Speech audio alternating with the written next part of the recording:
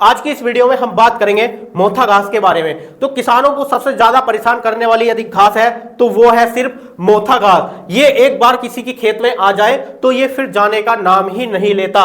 तो देखिए बहुत ज्यादा परेशान करने वाली चीज है ये। आज की इस वीडियो में हम बिल्कुल इसका साइंटिफिक रीजन समझेंगे, किस प्रकार से ये मोथा घास आती है और किस प्रकार से इसको खत्म किया जा सकता है, इसकी जड़ें कितनी गहरी होती है और क्या रीजन रहता है ये बार बार खेत में होने का। और खेती की दुनिया में इसको एक खरपतवार ही नहीं बल्कि खेत का कैंसर माना जाता है और इसे दुनिया भर के कृषि वैज्ञानिक वर्ल्ड वर्स्ट वीड के नाम से पुकारते हैं। यह न केवल जिद्दी ही नहीं बल्कि विपरीत परिस्थितियों में भी खुद को सुरक्षित रखने का दम रखता है। आज की इस विशेष वीडियो में मोथा घास के विज्ञान को समझेंगे और समझेंगे कि किस प्रकार से ये मोथा घास दिन प्रतिदिन बढ़ती चली जाती है और हम जानेंगे ये जमीन में छुपा ये गांठ यानी कि ट्यूमर ये कैसे इसे अमर बनाता है और ये छोटा सा दिखने वाला पौधा आपकी फसल को बर्बाद कर और जो खेती में जो पौधों को जरूरी आवश्यक तत्व चाहिए उन तत्वों को नष्ट कर मिट्टी में मिलाने का काम करता है। और ये अफ्रीका के क्षेत्रों से पूरी दुनिया में फैला है और आप भी इस जिद्दी मोथे से परेशान है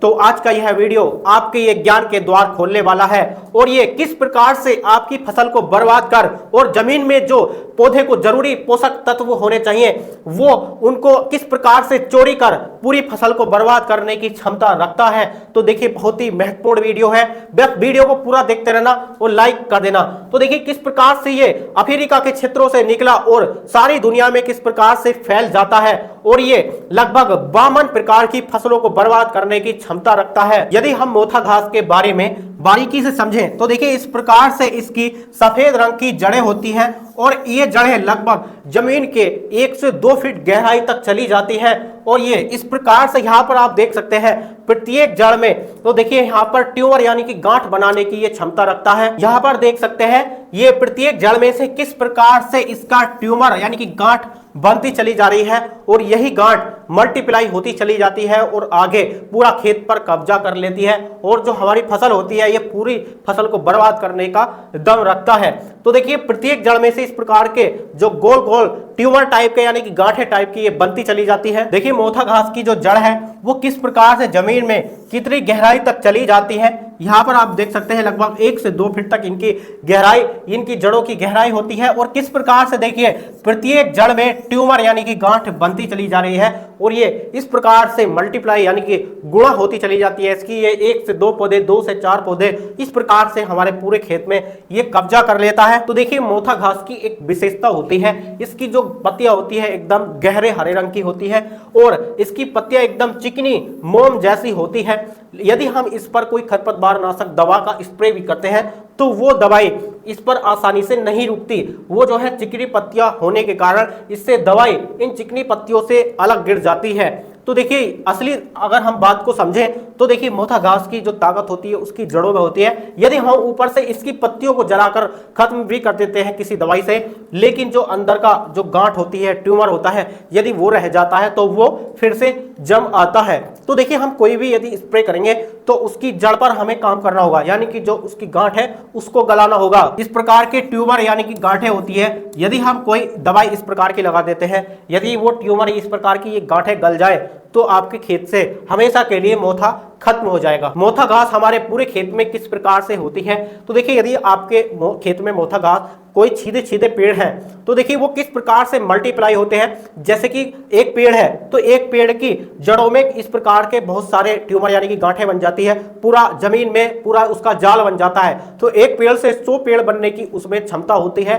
और दूसरी बात यदि आप चाहें हम रोटावेटर से जो जुताई करके उसको नष्ट कर सकते हैं। यदि उसमें जो मूंगा यानी कि गांठ बन चुकी है तो आप गलत सोच रहे हैं। जब आप रोटावेटर से जुताई करेंगे तो इस प्रकार से यहाँ पर आप देख सकते हैं वो कई पार्टों में कट जाएगा और कटकर जितने भी उस जो गांठ होती है उसके जितने भी उसके हिस्से बन जाएंगे वो सारे के सारे जमेंगे। ऐसा नहीं है कि वो कट जाए और वो ना जमे। तो देखिए कितने भी उसके हिस्से बन जाए लेकिन सारे हिस्से उसके जमते हैं। तो इस प्रकार से 100 गांठों से 500 गांठ जुताई करके बन जाती है। तो इस प्रकार से हमारे पूरे खेत में मोथा घास कब्जा कर लेती है। एक और मुख्य बात है हमारे खेत में मोथा घास के आने की, जो गोबर की खाद होती है, गोबर की खाद में भी उसका बीज होता है। वो बीज जैसे ही हम गोबर की खाद अपने खेत में डालते हैं तो उससे भी हमारे खेत में मोथा घास हो जाती है। मोथा घास गन्ने की फसल में 40% गन्ने के उत्पादन को कम करने की क्षमता रखता है और सब्जियों की फसल में ये 40 से 50% उत्पादन कम करने की क्षमता रखता है। अब हम बात कर लेते हैं कि इसको किस प्रकार से नियंत्रित किया जा सकता है। तो पहला भौतिक तरीका, दूसरा जैविक तरीका और तीसरा जो केमिकल रासायनिक तरीका, तीनों ही तरीकों से इसको नष्ट किया जा सकता है। तो इसका जो पहला भौतिक तरीका है, तो देखिए यदि हम पहले तरीके की बात करें भौतिक तरीका, तो देखिए जब मई और जून की बहुत ज्यादा भयंकर गर्मियां होती हैं, जब खेत के अंदर नमी बहुत कम होती है, उस टाइम अपने खेत की जुताई करें और जुताई करके इस प्रकार से आप जुताई करें जो जमीन के अंदर उसका मूंगा होता है यानी कि गांठ होती है वो ऊपर आ जानी चाहिए। जैसे ही वो मूंगा यानी कि गांठ ऊपर की तरफ आ जाएगी, जब बहुत ज्यादा गर्मी पड़ती है तब उस गर्मी में वो मूंगा किस प्रकार से नष्ट होगा, जिस प्रकार से एक गांठ होती है उसके अंदर जो तरल पदार्थ पाया जाता है वो धूप से सूखकर इस प्रकार से ये सिकुड़ जाता है और सिकुड़ने के बाद जो उसके जमने की क्षमता होती है वो नष्ट हो जाती है। तो इस प्रकार से आप अपने खेत में जो गर्मियां आती है उस टाइम आप बार बार जुताई करें और ध्यान ये रखें कि आप अपने खेत में पानी ना दें, यानी कि उसमें नमी नहीं होनी चाहिए। जब तक उसके अंदर तरल पदार्थ पाया जाएगा तब उसमें जमने की क्षमता होगी और जब उसमें ये तरल पदार्थ नष्ट हो जाएगा अर्थात सूख जाएगा तब वो नहीं जमेगा। तो इस प्रकार से मोथे को भौतिक तरीके से कंट्रोल किया जा सकता है। आप गर्मियों में बहुत ज्यादा यानी कि बार बार जुताई करें और खेत में पानी ना जाने दें, यानी कि सूखे में ही इसको पूरी तरीके से नष्ट किया जा सकता है। यदि हम जैविक नियंत्रण की बात करें तो आपको फसल चक्र समझने की आवश्यकता है।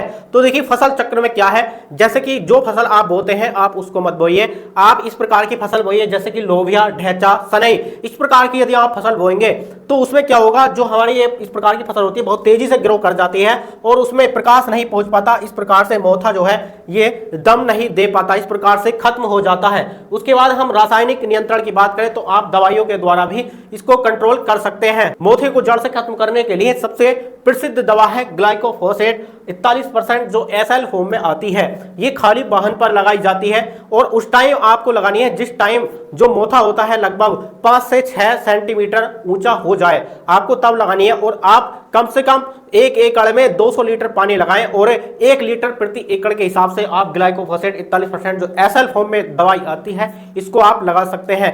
आपको लगभग 200 लीटर पानी में लगानी है और उस पानी में आपको लगभग 500 ग्राम यूरिया भी लगा देना है और पानी में आपको लगभग 500 ग्राम यूरिया की मात्रा भी मिला देनी है। तो देखिए आप इसको लगा सकते हैं, बहुत ही अच्छी दवाई है ये, लेकिन ध्यान यह रहे कि ये खाली खेत में लगाई जाती है। यदि आप ग्लाइकोफोसेट का स्प्रे करते हैं जो 41% एसएल फॉर्म में जो आता है, यदि आप इसका स्प्रे करते हैं तो आपको कुछ सावधानी रखनी है, जैसे कि जो खाली खेत होना चाहिए उसमें अर्थात फसल नहीं होनी चाहिए और लगभग मोथे की पत्तियां 5 से 6 सेंटीमीटर ऊंची हो जानी चाहिए और उसमें अधिक नमी होनी चाहिए। यदि उसमें अधिक नमी होगी तभी वो ग्लाइकोफोसेट दवाई काम करेगी। आपको लगभग 200 लीटर पानी में प्रति एकड़ के हिसाब से उसका छिड़काव करना है और उसमें लगभग 50 ग्राम प्रति टंकी के हिसाब से उसमें यूरिया भी घोल देना है। यूरिया क्या काम करता है, जो पत्तियों के छिद्र होते हैं उनको वो खोल देता है और अच्छे से काम करता है। और दूसरी बात यह है, आप जब स्प्रे कर देंगे तो स्प्रे करने के कम से कम 21 दिन तक आपको खेत को पानी नहीं देना है,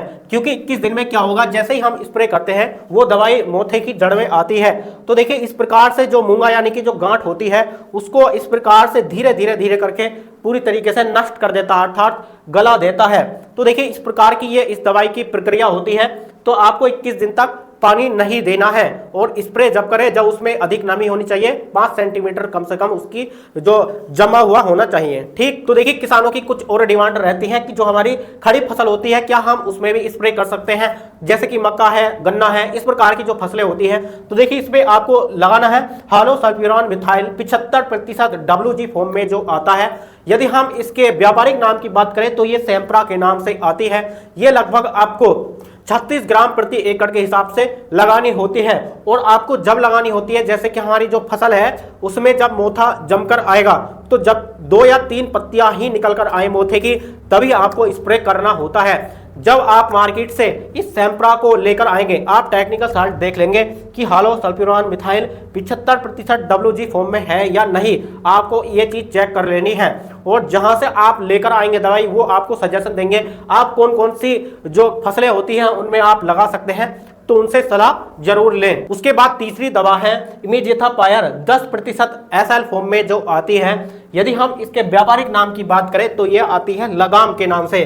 तो देखिए बहुत ही अच्छी दवा है। इसको हम दलहनी फसलों जैसे मूंगफली, दालें वगैरह जो होती हैं इस प्रकार की फसलों में हम कर सकते हैं। तो ये देखिए मोथे के साथ साथ अन्य घासों को भी आसानी से कंट्रोल कर लेती है, आप इसको भी लगा सकते हैं। तो देखिए हमने मोथे को कंट्रोल करने के 3 तरीके बताए, भौतिक, जैविक और रासायनिक। भौतिक तरीके में हमने बताया आप मई जून के महीने में बार बार जुताइयां करें। मूंगा जो होता है, जो गांठ होती है ऊपर आ जाएगी और गर्मी में उसका जो पानी होता है यानी कि जो रसायन होता है उसके अंदर वो सूख जाएगा, अर्थात वो मूंगा नहीं जमेगा। इस प्रकार से कंट्रोल कर सकते हैं। और जैविक तरीके में जैसे कि सनई और इस प्रकार के ढैंचा वगैरह की फसल करें तो वहां पर प्रकाश नहीं आ पाएगा, जैसे ही वो जमकर आएगा तो वो इस प्रकार से वहीं नष्ट हो जाएगा, उसमें वृद्धि नहीं होगी, यानी कि उसके फसल चक्र टूट जाएगी। उसके बाद जो रासायनिक तरीका है उसमें हमने अलग अलग दवाइयां बताई। इस प्रकार से दवाइयां लगाकर आप अपनी फसल में मोथे को कंट्रोल कर सकते हैं, लेकिन किसी भी तरीके से 1 साल में मोथे को कंट्रोल नहीं कर सकते। आपको कम से कम 2-3 साल लगेंगे। आप 2-3 साल तक प्रयोग करते रहें, आप आसानी से मोथे को कंट्रोल कर सकते हैं।